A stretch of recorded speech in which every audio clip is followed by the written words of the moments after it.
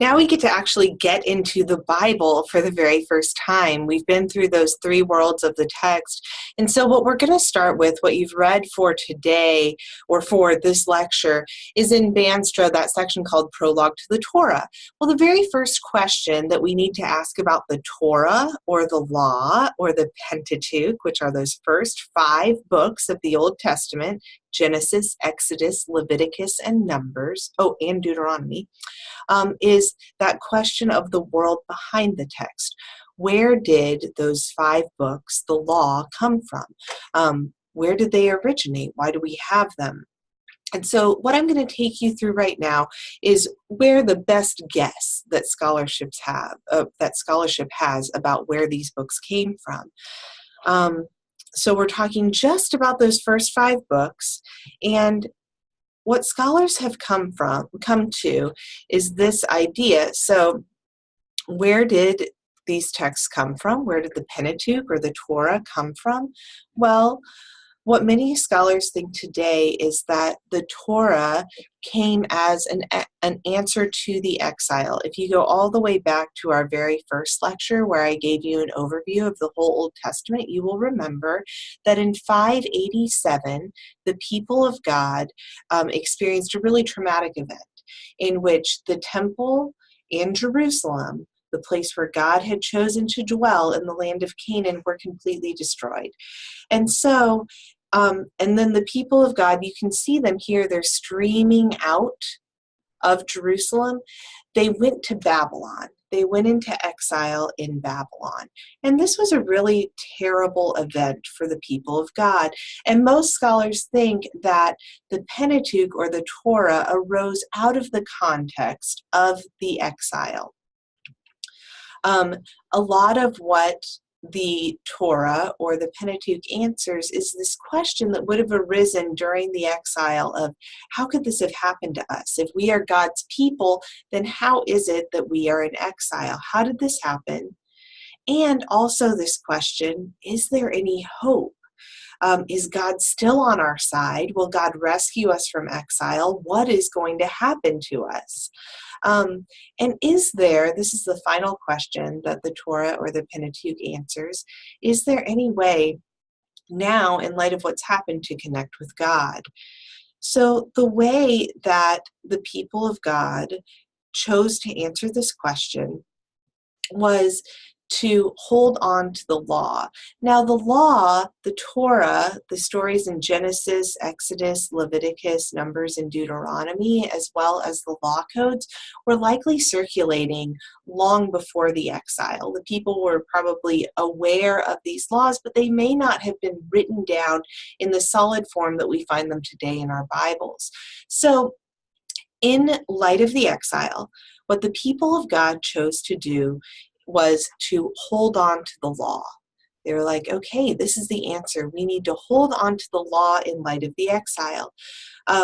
So what likely happened during the exile was that Genesis through Deuteronomy, the law was written as an answer to the exile. And to answer those questions, remember, number 1, how did this happen? Why? And number 2, is there any hope? And you'll notice that within Genesis through Deuteronomy, we have 2 out of our 3 covenants. So here's your covenant sandwich once again. At the very beginning in Genesis, we have the covenant with Abraham. And you'll remember that that covenant with Abraham is a unilateral covenant. Yahweh just promises that the descendants of Abraham, or that Abraham will have land, descendants, and a blessing. In the context of the exile, the land is in question because they are no longer in the land of Canaan, and the blessing is in question. Is God really blessing us? However, this covenant, the covenant with Abraham, would have answered that second question during the exile.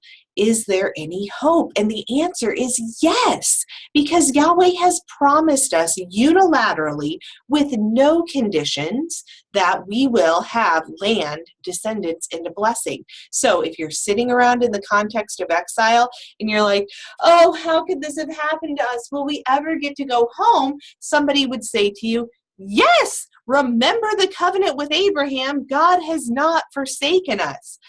But similarly, that first question, well, then how did this happen? If God just straight up promised to Abraham and doesn't require anything of us to have land, descendants, and a blessing, why aren't we in the land and why aren't we blessed? And then somebody else is going to come up to you and say, well, remember that other covenant? That covenant with Moses that comes about in Exodus, Leviticus, and Deuteronomy? That covenant's pretty important too. And that one is bilateral, which means that there are conditions on it. So if you're asking the question, how did this happen? Then you're going to find your answer here in Moses. The covenant with Moses says, if you obey the law, you will be blessed. And if you disobey it, you will be cursed. So these two covenants that come to us from the Torah are working together, number one, to explain why they're in the exile, that covenant with Moses, and number two, to provide hope in the midst of the exile, that covenant with Abraham. So these two work together within the Torah to provide those two things. You like how I did that? It's kind of Nixon. I am not a crook. What comes next here? So let's see. Before we do that, I want to go back to this final thing. That one final question, is there any way to connect with God? And the way that the people had connected with God, Banstra goes into this for you, when they were living in the land, was to go to the temple and worship God and offer sacrifices and to work the land that God had given them, to farm it and work it. And they connected with God through the temple and through the land. And now both of those things are gone. Over here is the temple and it is on fire. Both of those ways of connecting with God are gone. And so what the people are going to turn to, they want something solid to hold on to. And what they're going to turn to is the law, a written code of the law, which probably existed orally before that, but now they need something firm. They need something that they can sink their teeth into. And so they are going to turn to Genesis through Deuteronomy, which has these two covenants which answer those other questions, right? So yes, they have something to hold on to now. They also have hope, and they also have a reason why they're in exile. So also what I want you to note in this early portion of the Torah that we're going to be covering today are the themes of exile. It's as if the people of God are wrestling with this new situation and how this could have happened. So with the story of Adam and Eve, which you read also for today, we've got a theme of exile. They're in the garden in this perfect place that they want to be in, much like the land of Canaan, a place that God has given them. So there's a correlation between the garden and Canaan. And see, there they are. Isn't it beautiful? There's your horse butt again. And then they disobey God, just like the people disobeyed God and landed in the exile. And that results in the exile. So even in the very beginning of the Torah, we've got the people of God kind of wrestling with this idea. How did we end up here? Well, this is the tale as old as time. God gives us a great place to live. We screw it up and we go into exile. And as you know, Adam and Eve end up getting kicked out of the garden and going into exile themselves. And so the people reflecting on their current situation bring together the Torah to answer these questions of how could this happen? Is there any hope? And what do we have left to hold on to? And they decide that they're going to hold on to the law. Now, what I have set up for you, oh, look, there they're getting kicked out. This is kind of like a Kesha-looking Eve. I think she's kind of cool. But they get kicked out of the garden, and that's your theme of exile. So one of the things that we have to ask in this prologue to the Torah, in these first few chapters of the Torah, is what kind of story is being told?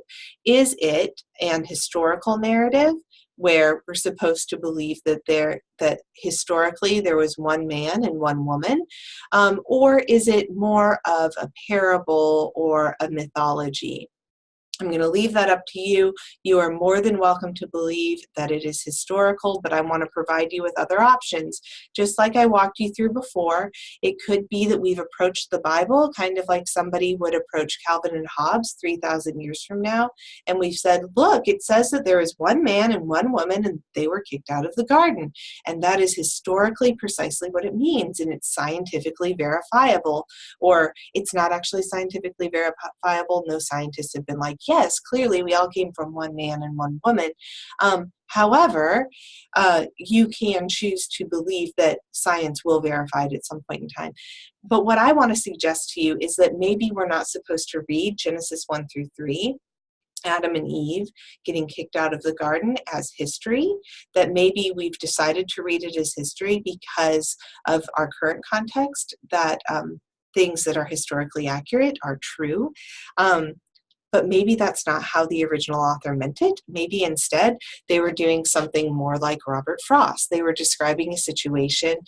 They were describing the creation of humanity, that God created humans, and that humans disobeyed God. And that's what they're pointing to. Maybe it's not meant to be historical, but rather mythological, which means that it's a story that tells something about something that is true, that God created humans and that they sinned, but not necessarily historical, that there was one man and one woman named Adam and Eve, and they ate fruit, and that was their sin. I don't know. I'm going to leave that up to you, but it's definitely a possibility that folks who have read it as history have been misreading it because of their expectations today rather than what ancient people would have thought. So, something to think about. What do you think? Do you think that the story of Adam and Eve is meant to be historical or not? Totally your deal. I have an exercise for you right below this lecture, and it has to do with looking at the Genesis narratives. You don't have to look at this. I have it pasted for you below.